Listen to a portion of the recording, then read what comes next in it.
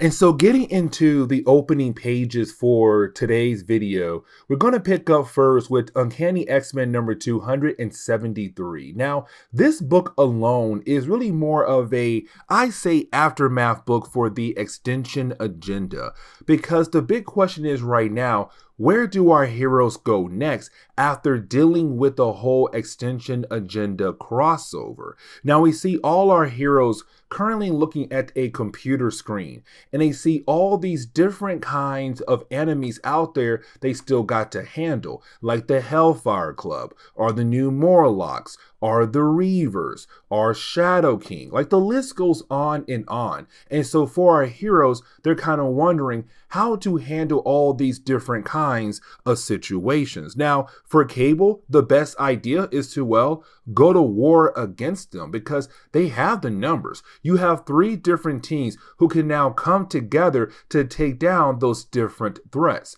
Now, for Cyclops and Storm, they're not trying to go down a violent way to kind of bring down those different threats. They want to find a better solution. But that's the problem, though, for Cable. You see, for Cable, he's saying, you guys have been relying on Charles Xavier's dream for so long and been trying to do things in a peaceful way. But that's your problem, though, because with that peaceful way, you now have created 3 different teams who at first did not really work together at all. And now those 3 teams have also caused a lot of enemies across the world who are now trying to come after us and other mutants around the world as well. Like, can you really sit down and say that Charles' dream had actually worked out so far? But on top of that, you need a leader who's not scared to get their hands dirty. And of course, he's talking about himself, because right now Storm and Cyclops, they're kind of like, no,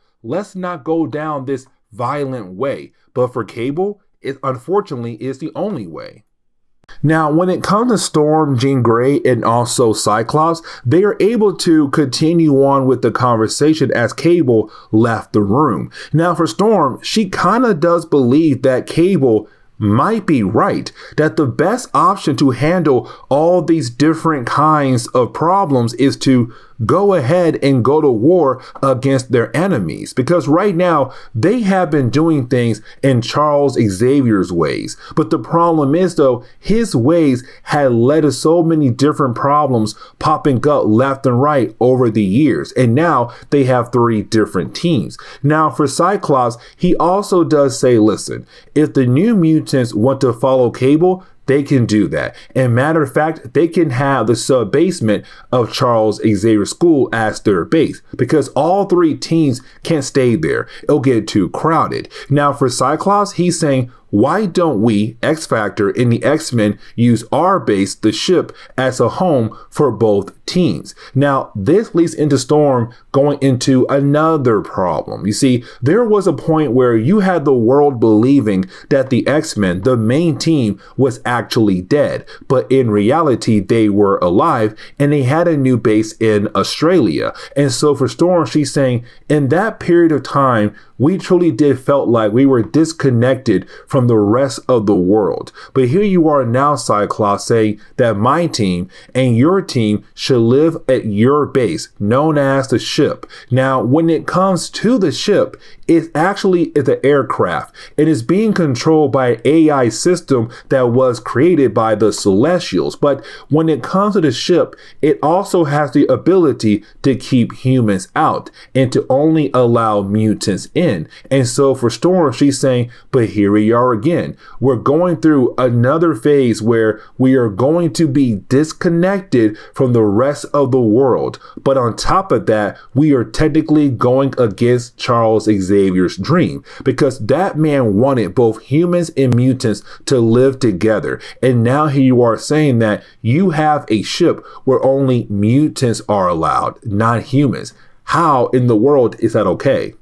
Now, we also got to do some build up for things to come down the road. So, for example, like Moira Tagger. When it comes to Moira Tagger, she has been acting a tad bit differently. Now, in her earlier videos, she was more aggressive towards other people, but apparently right now she's very passionate. And really, once you have Banshee being able to contact her, she is completely different than how she was acting in the earlier books. And so for Banshee, he's kind of wondering what in the world is going on with Moira Tagger. Now, when it comes to Forge and Beast, they're trying to find a way to actually save Wolfsbane. Let me explain. So back in the extension agenda, we had established that, well, Wolfsbane was turned into a slave in Genosha. Now, when you are turned into a slave, you are completely brainwashed. You are forced to follow all their orders no matter what. But on top of that, you don't have the free will to think for yourself or do things for yourself. You are constantly being controlled by the higher-ups in Genosha. Now, for Wolfsbane, as long as she stays in that human form, unfortunately, she'll be a slave for Genosha. But if she's able to be in her wolf form, she has the ability to think for herself. She has free will. But here's the problem though. She has a boyfriend, Richter, and she wants to be with him in her human form. But unfortunately, thanks to the process of being turned into a slave, she can't go back into her human form. And so for Beast and Forge, they're trying to find a cure for her to allow her to turn back to human. But the problem is, the longer they take, the chance they have gets smaller and smaller. Now, the big question right now is what to do with Gambit. You see, after a while, you do have Storm and Gambit being able to meet up with one another. And let's not forget that these two characters were able to build a bond with one another because when Storm was turned back into a child, it was Gambit who looked after her, who protected her. And so they were able to build a bond with one another. But the question is, should he stay with the X-Men or should he leave and continue on to be a solo character? But you have Storm and Gambit kind of decide to work things out to allow him to stay with the X-Men. Now, I want to jump over to Psylocke and Jean Grey. Now, for Jean Grey, she has a big question. Hey, Psylocke, have you told your brother, Captain Britain, that you are alive? Because even though the X-Men had, made the world believe that they were dead, only a few people actually know that they are alive. And Excalibur, the fourth X-Men team, has no idea about the X-Men being alive. They were not part of the Extension Agenda crossover because they were in London. And so for Jean, she's kind of wondering, have you told your brother that you are alive? But Psylocke says no, because she's kind of wondering, how can she tell someone that she cares so much for that she was alive this entire time, while that man believed that she was dead? But also, let's not forget, the Hand had kidnapped her. They had brainwashed her and turned her into their true assassin. Now, even though she was able to break away, she still feels like that they might be able to bring her in. Now, I kind of want to shift our focus over to Gambit and Wolverine because you do have Gambit and Wolverine in the Danger Room.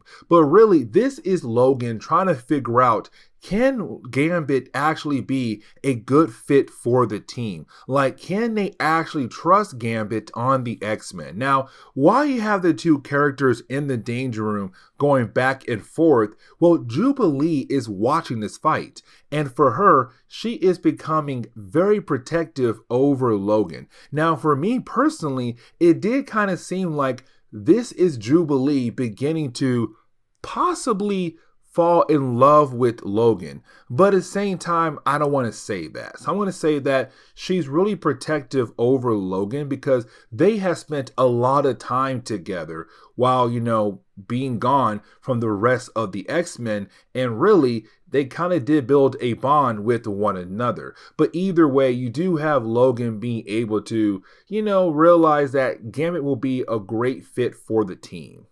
Now, for Jean Grey, her main goal is to find, well, the lost members of the X-Men, because thanks to the Siege Perilous, you had the X-Men go their separate ways. Now, thanks to the extension agenda, most of the X-Men came back together.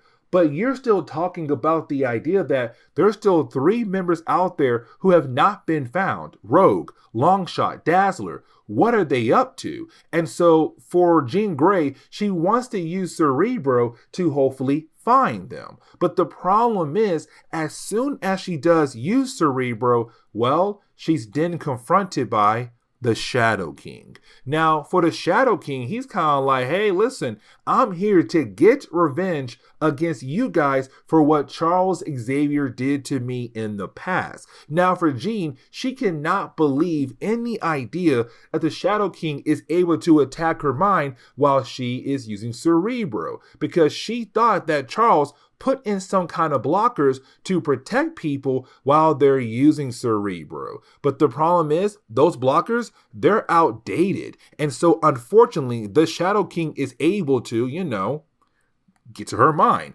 Now, luckily for Jean Grey, Psylocke was nearby, and she was able to use her psychic knife to attack the mind of Jean Grey.